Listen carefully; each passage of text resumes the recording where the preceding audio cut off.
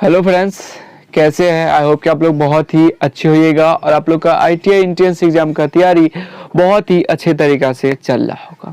आप सभी को बतला दें, इस वीडियो में जो भी क्वेश्चन होने वाला है वो आप लोग को आईटीआई एंट्रेंस एग्जाम के लिए काफ़ी इंपॉर्टेंट होने वाला है और आप सभी को इस क्वेश्चन से और इस चैप्टर से कई क्वेश्चन पूछे जाते हैं। तो आप लोग इस वीडियो को शुरू से लेकर लास्ट तक जरूर देखिएगा। तो हम लोग बिना समय गवाए हुए वीडियो को स्टार्ट करेंगे। बस आप लोग से एक रिक्वेस्ट है कि अगर आप लोग फ्री में पीडीएफ प्राप्त करना चाहते हैं तो आप लोग हमारे व्हाट्सएप ग्रुप का लिंक डिस्क्रिप्शन में दे दिया गया, वहां से जाके आप लोग ज्वाइन हो सकते हैं। उसके बाद अगर आप लोग हमारे इस यूट्यूब चैनल को सब्सक्राइब नहीं किए तो प्लीज सब्सक्राइब कर दीजिए, हमारे वीडियो को लाइक कर दीजिए और अधिक से अधिक फ्रेंड के साथ शेयर कर दीजिए। अगर आप लोग फेसबुक पेज पर देख रहे हैं तो प्लीज उसे आप लोग फॉलो भी कर दीजिए। तो चलिए वीडियो को हम लोग शुरू करते हैं। जैसा कि आप लोग देख सकते हैं, आज का क्वेश्चन क्या है, काफी इंपॉर्टेंट है।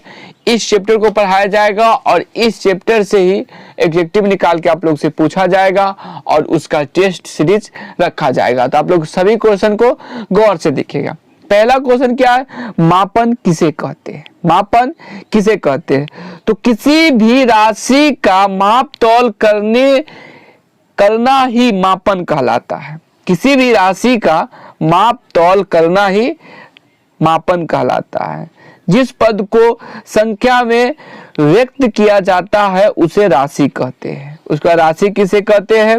तो जिस पद को संख्या में व्यक्त किया जाता है उसे राशि कहा जाता है। बनावट के आधार पर राशि दो प्रकार के होते हैं। पहला, मूल राशि किसे कहते हैं? वह राशि जो बिल्कुल स्वतंत्रता होता है, अर्थात इसका निर्माण किसी दूसरे राशि से नहीं होता है, उसे मूल राशि कहा जाता है।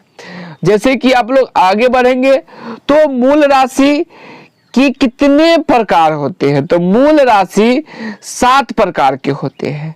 पहला देख सकते हैं लंबाई। लंबाई में आपको हो जाएगा चौड़ाई, मोटाई, दूरी, विस्थापन। उसका द्रव्यमान, उसके बाद समय, तापमान, विद्युत धारा, ज्योतीय तीव्रता, उसका पदार्थ की मात्रा। उसके बाद हम लोग आगे बढ़ेंगे तो आगे यहाँ पर देख सकते हैं व्युत्पन्न राशि किसे कहते हैं? तो मूल राशि किसे कहते हैं?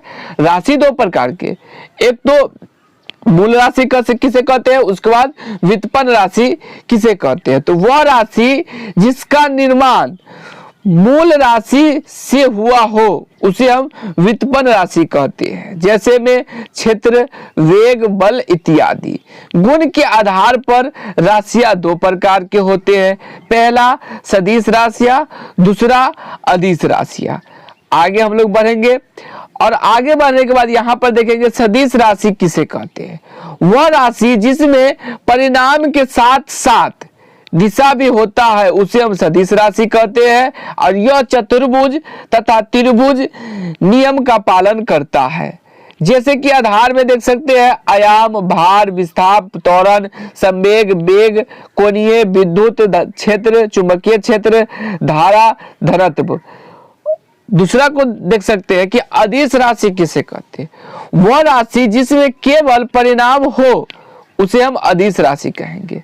जैसे में देख सकते हैं विद्युत धारा, दाब, चाल, आयतन, कार्य, ऊर्जा, शक्ति, ताप। आगे बढ़ेंगे, आगे देख सकते हैं मात्रक किसे कहते हैं? किसी भी राशि के परिणाम के साथ प्रयोग होने वाले मात्रक को मात्रक कहा जाता है। मानक को मात्रक कहा जाता है, मानक को मात्रक कहा जाता है। नोट में देख सकते हैं यदि मात्रक वैज्ञानिक के नाम पर लिखना हो तो अलग अक्षर कैपिटल लिया जाता है। यदि पूरे लिखना हो तो स्मॉल अक्षर का प्रयोग होता है। जैसे में एक्स मतलब देख सकते हैं बल का मात्रक न्यूटन या एन लिखा जाता है। पूरा अगर लिखेगा तो न्यूटन होगा और अगर शॉर्टकट में दीजिएगा तो एन से भी न्यूटन होता है। चलिए हम लोग अगले क्वेश्चन को बढ़ेंगे और अगला क्वेश्चन देख सकते हैं भारत में मुख्यतः 4 पद्धतियों का विकास हुआ है। कितना पद्धति? 4 पद्धति हुआ है। पहला तो FPS पहला, दूसरा CGS दूसरा, तीसरा क्या है MKS तीसरा, उसके बाद SI पद्धति, ये चारों पद्धति है जो कि काफी इंपोर्टेंट है और कई बार इससे क्वेश्चन पूछे गए हैं।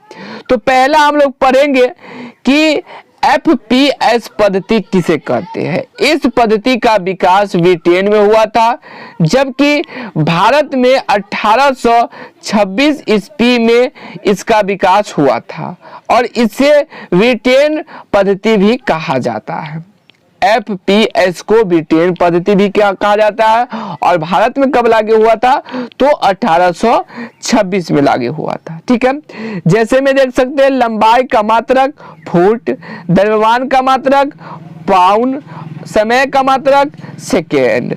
अगले की ओर बढ़ेंगे और अगला देख सकते हैं जो कि 2 नंबर में लिखा गया है कि CGS पद्धति किसे कहते हैं। CGS पद्धति किसे कहते हैं। इस पद्धति का विकास फ्रांस में हुआ था, जबकि भारत में 1956 में लागू हुआ था। इसका जो विकास हुआ था वो फ्रांस में हुआ था और भारत में कब लागू हुआ था, तो 1956 में लागू हुआ था। और इस पद्धति को फ्रेंच या मीट्रिक पद्धति भी कहा जाता है। और देख सकते हैं लंबाई का मात्रक सेंटीमीटर, द्रव्यमान का मात्रक ग्राम और समय का मात्रक सेकेंड होता है। तो चलिए हम लोग अगले क्वेश्चन की ओर बढ़ेंगे और अगला क्वेश्चन आप लोग देख सकते हैं 3 नंबर क्वेश्चन, MKS पद्धति किसे कहते हैं। इस पद्धति का विकास फ्रांस में हुआ था और इस पद्धति में लंबाई का मात्रक मीटर होता है, द्रव्यमान का मात्रक किलोग्राम होता है, समय का मात्रक सेकेंड होता है। चलिए तो अगले क्वेश्चन को बढ़ेंगे और आज का अगला क्वेश्चन जो कि लास्ट क्वेश्चन होने वाला होगा, SI पद्धति किसे कहते हैं। इस पद्धति का विकास 1960 में हुआ था। अंतरराष्ट्रीय मापतौल अधिवेशन पेरिस में हुआ था।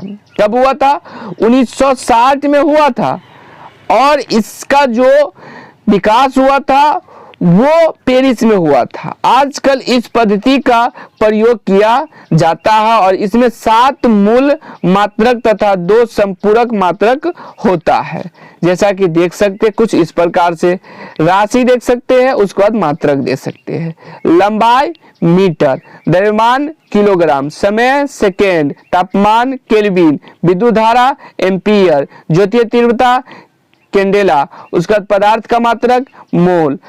तो इसी प्रकार से कुछ काफी इंपोर्टेंट हो गया। तो इस सभी क्वेश्चन को आप लोग क्या कीजिए, स्क्रीनशॉट ले लीजिए और इसका अच्छे तरीका से सभी को याद कर लीजिए, क्योंकि इस चैप्टर का ऑलमोस्ट आप लोग को टेस्ट लिया जाएगा। तो चलिए मिलते हैं अगले वीडियो में अगले क्वेश्चन के साथ।